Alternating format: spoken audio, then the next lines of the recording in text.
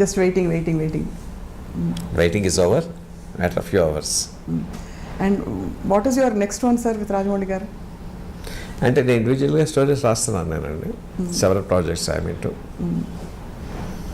But next one with Mahesh Babu will be bigger అని announce చేశారు రాజమౌళి గారు. చేశాడండి, నా దృష్టిలో రాస్తానండి. అంతేనా సార్? వాడి దగ్గర ఇది గ్యారంటీ లేదండి. ఎస్ అనే వరకు. అవునా సార్? మీరు డిసప్పాయింట్ అవ్వరా సార్ ఎప్పుడు? అంటే అబౌవ్ ఎవ్రీథింగ్ మీరు యువర్ డాడ్ అండ్ సన్, నాన్న కొడుకులు ఒకటండి. యాజ్ ముందు తండ్రిగా వాడి మంచి కథ రావాలి. వేరే చోట నుంచి నాకన్నా మంచి కథ వస్తుంది అనుకోండి, ఐ షుడ్ వెల్కమ్ ఇట్. రైటర్గానే రాయలేకపోయానని బాధ కన్నా కూడా నా కొడుకు మంచి కథ దొరికిందని ఆనందించాలి నేను. ఎప్పుడు వచ్చే డౌటే సార్, మిమ్మల్ని అడిగారు కూడా చాలామంది, విజేంద్ర ప్రసాద్ గారే ఎక్కువ సినిమాలు ఎందుకు తీయరండి డైరెక్ట్ చేయడం? మీరే కథకులైనప్పుడు మరి మీరు అనుకున్న కథని పేపర్ మీద పెట్టి డైరెక్ట్ చేస్తే ఇంకా పెద్ద పెద్ద ప్రాజెక్ట్. అది కాదండి, ఏ సినిమా రచయిత అయినా సరే అతనిలో డైరెక్టర్ లేకుండా సినిమా కథ రాయలేడండి. Because he has to seat with his eyes. అంతే కదండి. అవును సార్. నా కంటి ముందు ఏ దృశ్యం కనిపిస్తుందో దాన్ని కాగితం మీద పెట్టాలి. కానీ కంటి ముందు కనిపించే దృశ్యాన్ని తెరకెక్కించడం కోసం there are several departments you have to deal with. అన్నిటికన్నా ముఖ్యమైనది హ్యూమన్ రిలేషన్స్ అండి. అందరితోనూ చాలా బాగా మాట్లాడి వాటితో పని చేయించుకోవాలి. అవును అవును అవును. అది పెద్ద కళ అండి అది. అవును sir. I'm poor in that.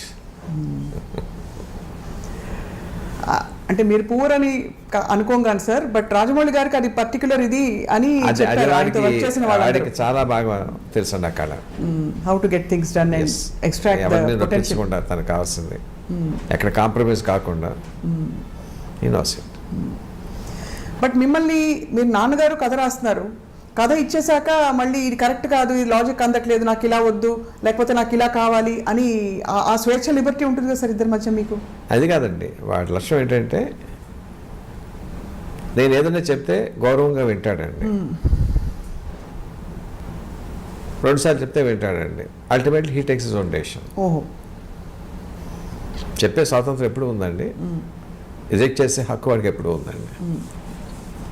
And ఈ కాంటెక్స్లో సార్ వి మస్ట్ మెన్షన్, తెలుగు సినిమా స్థాయిని ఎక్కడికో తీసుకెళ్ళిపోయిన ఏకైక దర్శకులు రాజమౌళి గారని ప్రపంచం అనుకుంటూ ఉంటే ఒక తండ్రిగా మీకు ఎంత గర్వం కదా sir?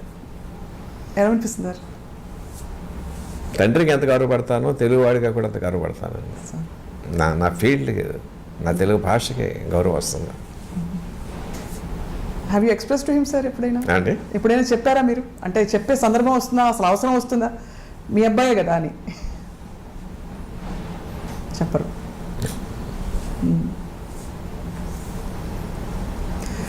But we're all curious sir to see RRR అనే ఒక మ్యాగ్నమ్ ఓపస్.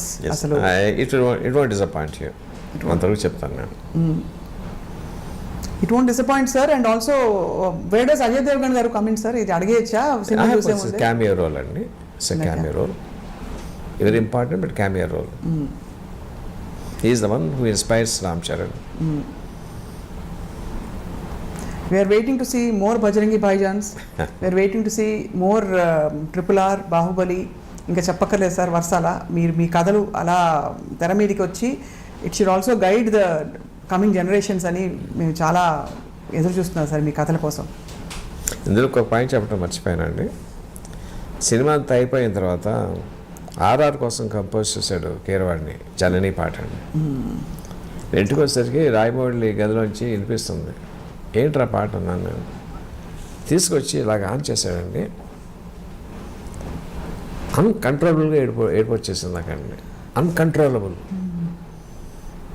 ఏమి సందర్భం, పెద్దన్న రికార్డింగ్ కోసం కంపోజ్ చేశాడు కూడా చెప్పలేదు నాకు వాడండి. ఏంటి పాట వినిపిస్తుంది అన్నానంటే తీసుకొచ్చి ఆ ల్యాప్టాప్ ఓపెన్ చేశాడు. I was sobbing shamelessly. నాకు తెలియదండి ఎందుకంత ఇది వచ్చిందో. అంటే ఏంటంటే అది పేట్రియాటిజం అలాగా తీసుకొచ్చిందండి. I'm sure same emotion audience will feel in the theatre. That says a lot sir. మీరు అంతగా మీరు క్రియేట్ చేస్తుందే మీరు అంత మూవ్ అయిపోయారంటే I'm swear and it's a truth. అసలు ఎందుకు చేసాడో నాకు చెప్పలేదన్నాడు అండి. పాట అయిన తర్వాత చెప్పాడు రికార్డింగ్ కోసం పెద్దని చేసాడండి. నా సినిమాలో అని కూడా నాకు తెలియదండి.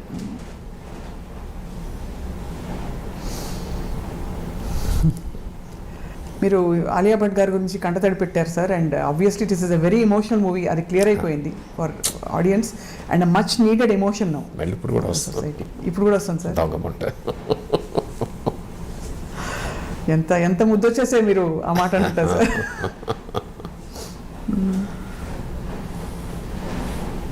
సార్ మీరు దేశభక్తులు అనగానే మీకు గుర్తొచ్చే మొదటి 2 పేర్లు ఎవరు సార్? అంటే జనరల్గా మన దేశంలో దేశభక్తులు లేక అంటే మన హిస్టారికల్ టైంలోకి వెళ్తే ఛత్రపతి శివాజీ, రాణా ప్రతాప్, మహారాజా రంజిత్ సింగ్, ఝాన్సీ లక్ష్మీబాయి, ఎవరి పేరున్నా రోమాంచితం అవుతాయండి. అవునా సార్? సార్ అసలు అలా స్పందించగలగడమే గొప్ప ఇది సార్, మీకు అదృష్టం సార్. సో కీరవాణి గారి మ్యూజిక్ అయితే ఇంకా చెప్పక్కర్లేదు మనం. అల్టిమేట్ అండి, అల్టిమేట్. సార్ ఇప్పుడు ఆలియా భట్ గారు కాకుండా ఇతర పాత్రధారులు, అంటే ఇప్పుడు 2 హీరోలు ఒక హీరోయిన్ గురించి బ్రిటిష్ లేడీ ఒక అమ్మాయి ఉందండి, మీరు ట్రైలర్ చూసారు కదా. అవును, తను she is also integral part of the story. And how did you pick characters తెల్లవాళ్ళ కోసం? అంటే బ్రిటిష్ కాలం నాటి అంటే వాడు రూల్ చేస్తున్నప్పుడు వాడు లేకుండా కథలో ఊహిస్తాం. లేదు అది కాదు sir. How did you pick అంటే ఆ నటులు ఎలా దొరికారని? అంటే కాస్టింగ్ నెక్స్ట్ వాళ్ళు తీసుకొస్తారండి. ఆ అమ్మాయి కూడా చాలా బాగుందండి, చాలా హోమ్లీ అండ్ లవ్లీ. ఎప్పుడు చూస్తున్నారు సార్ సినిమా మీరు? రేపండి. రేపేనా ఫస్ట్ డే? ఫస్ట్ షో కాదండి, 11:30కి దొరికిన టికెట్స్. Right sir. మేము కూడా ప్రపంచం అంతా మీతో కలిసి చూస్తాం సార్. అందులో మరొక విషయం, సాంకేతికంగా ఈసారి డాల్బీతో పాటు అనేక టెక్నాలజీస్ ఎవరికి ఎలా సినిమా స్కోప్లో 3Dలో అన్ని ఫార్మాట్స్లో అందించడం అనేది చాలా గొప్ప ఘనత. అంటే ఇది ఎంత పెద్ద ప్రాజెక్ట్ అంటే సార్, ఫ్రాంక్లీ మాకు ఇంటర్వ్యూలు చేస్తున్న వాళ్ళకు కూడా ఏం అడగాలో తెలియదు, because it is too big. ఒక సముద్రం గురించి మనం ఏం అడుగుతాం అంటే తారాగణం కావచ్చు, కథ కావచ్చు, అన్ని విషయాలు కూడా it is beyond our imagination. So we can only watch it and wonder at what is happening on screen, sir.